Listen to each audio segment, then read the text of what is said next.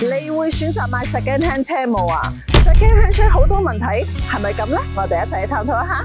新車會刺激經濟嘛，冇咁多問題啦。因為我自己揸緊頭嘅，好多問題啦。車係坐 second hand 車嘅啫嘛，你揾到係佢係靚新車新嘅，佢新淨，你見冇咩問題就 OK 噶啦。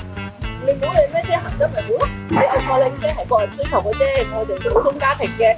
有車坐就算嘅咯，10年以下啦，帶上10幾人嗰啲就好多問題咯。班友即係班要騎啊，即係你新車一賣，如果你成日愛換車嘅，你就唔好蝕 OK 啦。平常自己家用的話，3年是 OK 的。先看價格咯，再看 condition 咯。那個車是近幾年出的，還 OK 的話，可以考慮拿了5年之間吧。你買二手車嘅優勢咧，就係因為新車嘅車主已經幫你攝咗一筆高額數嘅 depreciation，咁你可以用一個好性價比可以買到一個想要嘅二手車咯。我哋 MPV 嘅二手車咧，執到係有80%咁新嘅。其他車販嘅地方嘅話咧，如果你擔心佢係浸水啊，或者係有撞過咧，你帶專人去幫你 check 一 check。我哋呢邊咧就係買咗之後7日翻到去，你覺得係有撞過或者係有浸水過咧，我哋係原銀奉還，一頭唔一頭。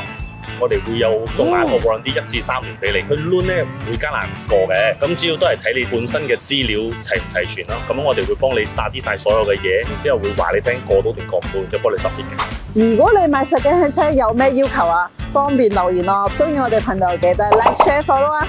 拜拜。